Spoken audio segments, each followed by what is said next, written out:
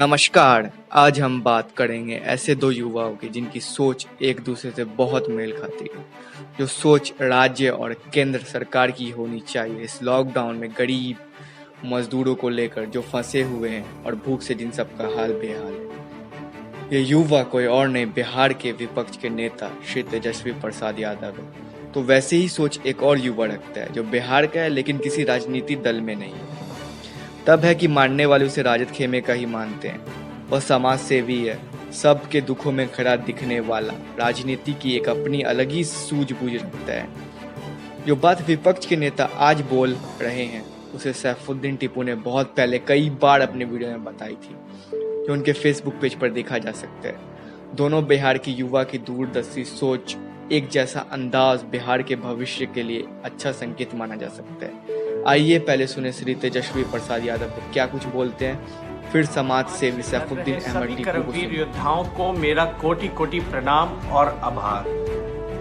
दोस्तों, मिलजुल कर एकजुटता से हम सभी इससे लड़ाई लड़ रहे हैं और इसमें सफल भी होंगे। हम सरकार को हर संभव मदद कर रहे हैं और दिशा निर्देशों का पालन कर रहे हैं। अपने स्तर से अभी तक 50,000 से अधिक लोगों की मदद कर चुके हैं।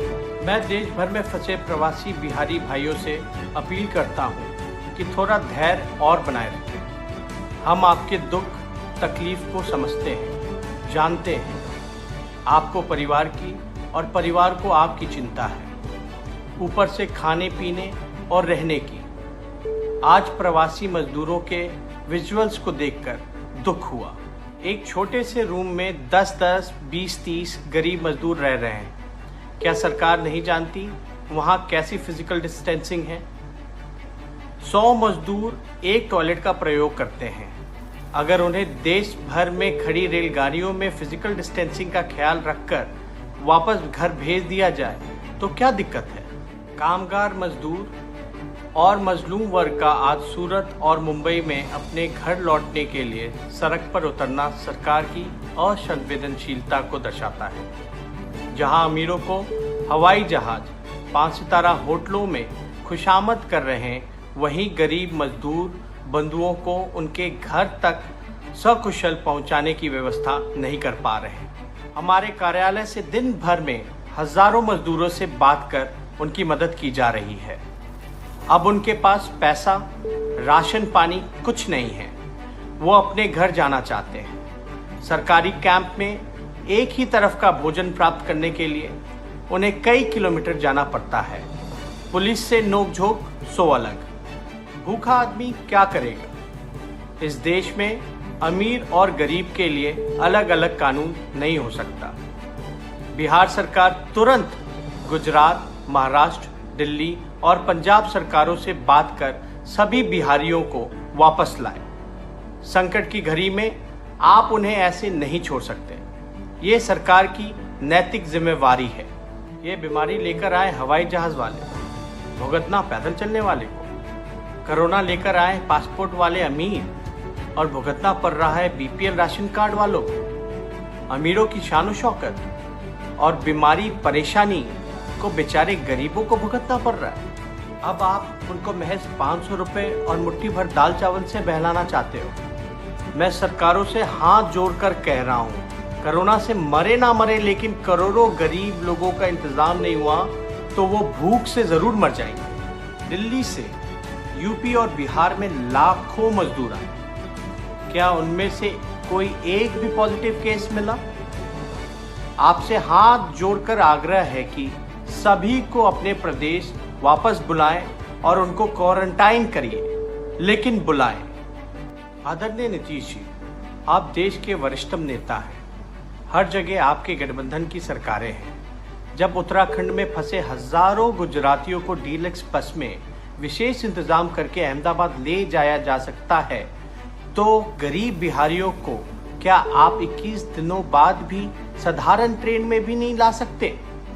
यह वाजिब सवाल है। कोशिश करूंगा जो अभी लॉकडाउन को लेकर के हर एक जगह जो लोग परेशान हैं, जहाँ पे भी अपने प्रदेश के, ख़ास तौर पे जो अपने प्रदेश के जो लोग हैं, चाहे वो पंजाब में काम कर रहे हो, हरियाणा में, तेलंगाना में, महाराष्ट्र में, इस देश के हर एक कोने में काम करते हैं। और एक दूसरी बात देखने की है कि यहाँ पे जो हमारे प्रदेश में जो रोज़गार सरकार नहीं कर पा रही है और अब तक नाकाम रही है, इस चीज़ को लेकर के भी सोचने की ज़रूरत है और सरकार को इसके ऊपर जो है सो कदम उठाने चाहिए थे, जो अब तक नहीं शायद उठा पा रहे हैं। शायद इसी वजह से अपने परिवार के लिए, अपने भरण पोषण के लिए, अपने आने वाले कल को देखते हुए जो भी लोग हैं, जो वर्कर हैं, चाहे वो पेंटर हो, चाहे वो प्लम्बर हो, चाहे वो इलेक्ट्रिशियंस हो, या फिर पढ़े लिखे और भी अच्छे पोजीशन को होल्ड करने वाले लोग, वो बाहर की तरफ जाते हैं, दूसरे स्टेट की तरफ जाते हैं। तो इस चीज़ को समझना बेहद ज़रूरी है कि हमारी सरकार इस दिशा में क्यों नहीं काम कर रही है।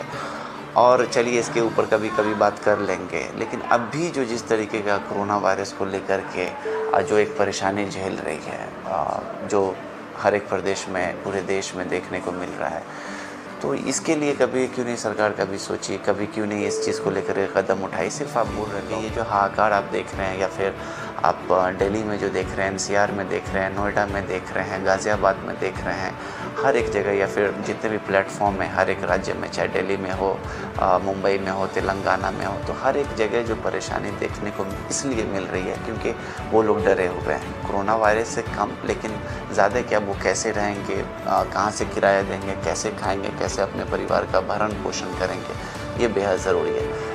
आपने बोल दिया लॉकडाउन, आपने बोल दिया कि सारे लोग घर के अंदर रहे, लेकिन कब तक रहे, और जो समस्या है, जो भूख के इसमें जो बिलबिलाते जो लोग हैं, या फिर अपने घर से जो दूर है, अपने परिवार से जो दूर है, वो कैसे रहे। उनको भी अपने परिवार की चिंता रहती है, उनको भी अपने घर, अपने वतन, अपने मिट्टी में रहने की एक जो चाहत है वो रहती है, क्योंकि इस तरीके से इस भयावह परिस्थिति में कोई भी जो है अपने घर परिवार को छोड़ करके दूर है। कमाने के लिए तक तो ठीक था, लेकिन अब है कि उनको अपने जीवन यापन करने के लिए जो है सो काफ़ी ज़्यादा कठिनाइयों का सामना, अपने अपने जनता के लिए जो भी सरकार है बसेस प्रोवाइड कर रहे हैं, लाने की कोशिश कर रहे हैं। तो मैं नीतीश कुमार जी से भी, जो हमारे बिहार प्रदेश के सरकार है, माननीय मुख्यमंत्री जी से मैं ये अपील करूँगा कि आप भी जो है अपने आदमी को अपने प्रदेश में लाने की कोशिश करें।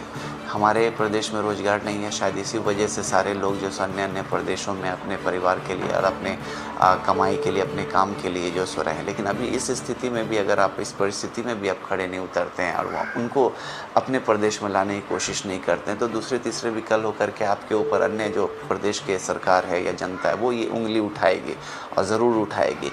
एक तो रोटी नहीं, एक तो रोज़गार नहीं, एक रहने के लिए नहीं, सारे बिहारवासी जितने भी हैं आधे से ज़्यादा जो सो अन्य अन्य प्रदेशों में काम करते हैं। और ऐसी अभी स्थिति हो गई है, और सब प्रदेश की सरकार अपने जनता के लिए चिंता करती है, और वहाँ की सरकार ये बोल रही है कि अगर यहाँ पे लाते हैं तो और भी जो सो स्थिति जो है सो विकराल रूप धारण कर लेगी।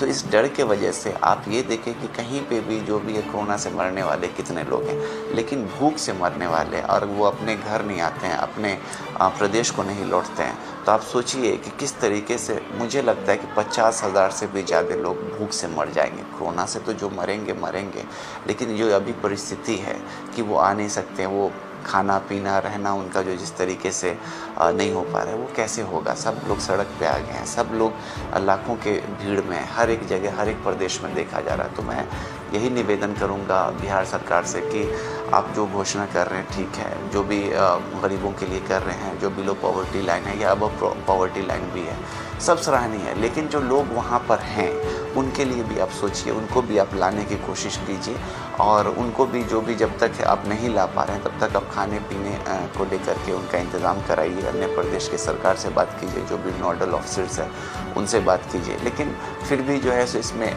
समय लगेगा। तो क्यों नहीं बेहतर होगा कि आप बसेस या कुछ ऐसा सारे लोगों से बात करके, या फिर जो केंद्रीय सरकार है, क्योंकि आपकी सरकार केंद्र सरकार के साथ मिल करके चल रही है, तो कुछ दिनों के लिए, 3 रोज़ के लिए, 4 रोज़ के लिए या हफ्ता भर के लिए बसेस चलाए, ट्रेन्स चलाए, और जो भी लोग हैं एक बॉगी छोड़ करके, जो सोशल डिस्टेंसिंग भी बना रहे, कम लोगों की मतलब उसमें बुकिंग हो, और सारे लोग जो है सो आते भी रहें अपने प्रदेश में। बच बचाव के बहुत सारे मतलब तरीके निकल सकते हैं और ट्रेन्स को भी डिसइंफेक्ट किया जा सकता है। ठीक है, तो पूरे बॉगी में ना होकर के किसी एक बॉगी में कुछ कुछ लोगों के लिए जो है सो रिजर्वेशन होनी चाहिए।